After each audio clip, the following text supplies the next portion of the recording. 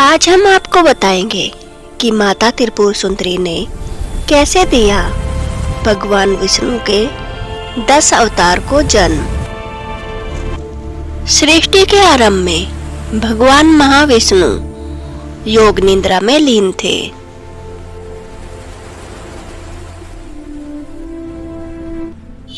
भगवान विष्णु के स्वप्न में माता महाशक्ति प्रकट होती है। प्रिय पुत्र, तुमने मुझे पुकारा। प्रणाम माता, मैं एक दुविधा में हूँ। क्या दुविधा है तुम्हारी मेरे पुत्र?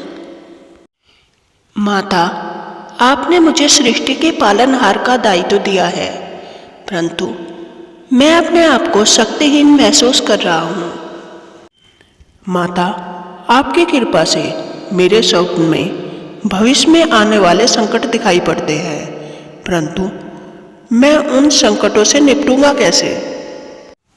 पुत्र, तुम्हारी समस्या का हल है माता त्रिपुर सुंदरी। वे वरदायिनी हैं, उनकी ही शक्ति हम सब में स्थित है। तुम उनकी तपस्या करो, उनके वरदान से ही तुम्हें शक्ति प्राप्त होगी और माता महाशक्ति अंतर्ध्यान हो जाती है। उसके पश्चात भगवान विष्णु माता त्रिपुर सुंदरी की तपस्या आरंभ कर देते हैं। युग युगांतर के पश्चात माता त्रिपुर सुंदरी प्रसन्न होती है और भगवान विष्णु के सामने विशालकाय रूप में प्रकट होती है। अपने नेत्र खोलो पुत्र, मैं प्रसन्न हुई। प्रणाम माता, आपके दर्शन पाकर मैं धन्य हो गया। हे माता, मुझे शक्ति प्रदान कीजिए, मुझे इतनी क्षमता दीजिए कि भविष्य में आने वाली कठिनाइयों का मैं सामना कर सकूं और सृष्टि की रक्षा करूं। पुत्र, तुम्हें शक्ति रूप में मैं 10 अवतार प्रदान करती हूँ। हे माता, 10 अवतार अर्थात ये कौन से अवतार है और इनकी रचना कब हुई थी? पुत्र, 10 अवतार की रचना मैंने तुमसे भी पहले कई कल्प पूर्व की थी। तब मेरा भंडासुर के साथ युद्ध चल रहा था। भंडासुर के पास ऐसी सिद्धि थी, वह जो भी चाहता वह सत्य हो जाता था।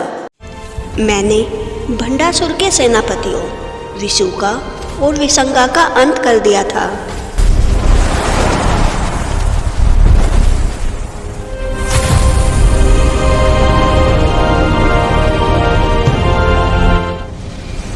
और उसकी संपूर्ण सेना का संहार भी कर दिया था। अपना अंत देखकर भंडासुर घबरा गया और उसने अपनी सिद्धियों की शक्ति से 10 असुरों को प्रकट किया। ना भूतो ना भविष्य ना वर्तते शीदर्शो अपि न। मैं ऐसे शक्तिशाली राक्षसों का आह्वान करता हूँ।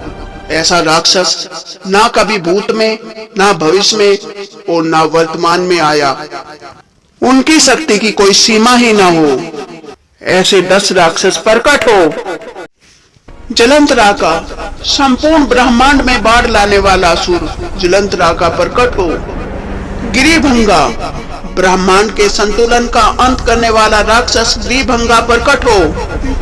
अंधतमसा, जो ब्रह्मांड में तमस फैला दे, वह अंधतमसा असुर प्रकट हो। काल निस्दिन, जिसे काल भी ना हरा पाए, वह असुर प्रकट हो। महाबला, अहंकार का स्वामी राक्षस प्रकट हो। अधर्म क्षेत्र, वंश का अंत करने वाला राक्षस प्रकट हो। रावण तत्व, श्रव ज्ञानी परंतु उतना ही अभिमानी राक्षस प्रकट हो। मोहतत्व, संसार को माया में फंसाने वाला असुर प्रकट हो। हिंसा धर्म, हिंसा को अपना धर्म मानने वाला असुर प्रकट हो। और 10वां सबसे शक्तिशाली असुर, मैं स्वयं भंडासुर, देवी मैं तेरा अंत करूंगा। असुर, तुझे क्या लगता है ये 10 महाअसुर तुझे बचा पाएंगे? हे देवी, तूने मेरे सेनापति और सेना का वध करके ऐसी लीला रची है जैसे तूने मेरे चारों हाथों को काट दिया हो, परंतु तू अपने संपूर्ण शरीर का बल प्रयोग करके भी मुझे हरा नहीं पाएगी। हे असुर, तुझे खत्म करने के लिए मुझे अपने संपूर्ण शरीर की शक्ति की आवश्यकता नहीं है। तेरे 10 असुरों को तो मेरे 10 नख ही समाप्त कर देंगे। और बारी बारी माता के 10 नखों में से 10 अवतार प्रकट होते हैं। माता के पहले नख में से मत्स्य अवतार प्रकट होता है।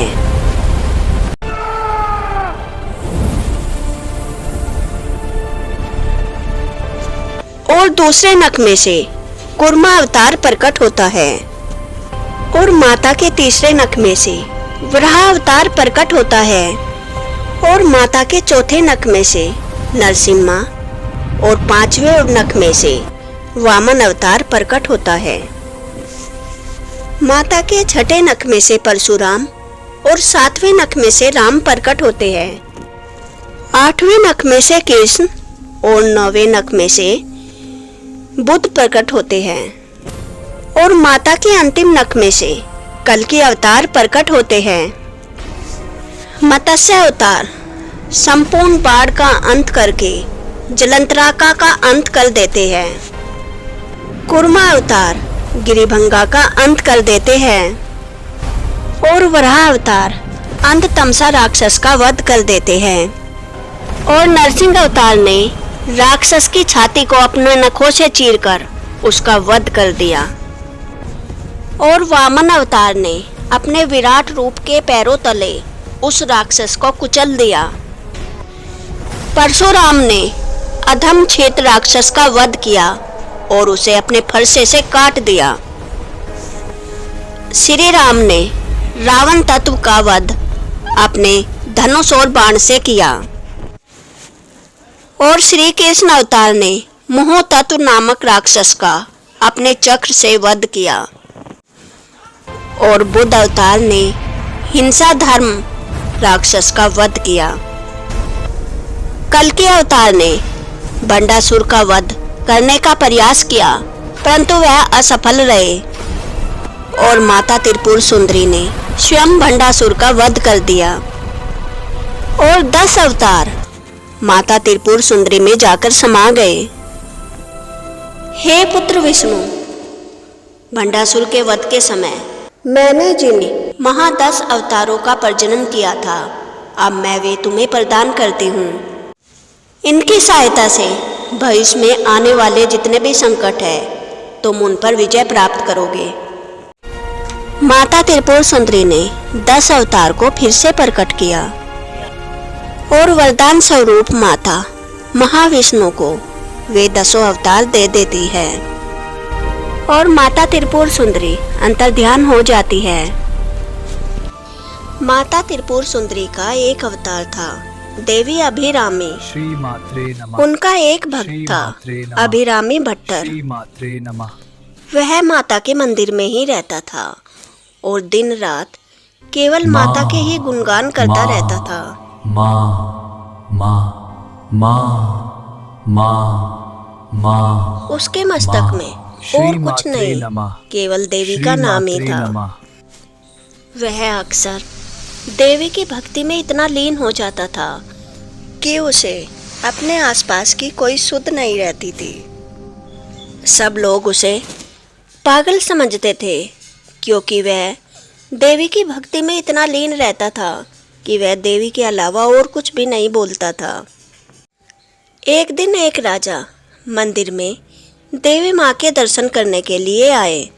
राजा माता को प्रणाम करता है और पूछता है, यह कौन है इतना अभिमानी व्यक्ति जिसने मुझे प्रणाम भी नहीं किया? हे राजन, इसे क्षमा कीजिए, यह देवी का भक्त है। यह हमेशा देवी की भक्ति में ही लीन रहता है। इसे अपने आसपास की भी कोई सुध नहीं रहती। व्यवसाय से यह ज्योतिष है, परंतु यह मूर्ख है, यह कुछ भी नहीं जानता।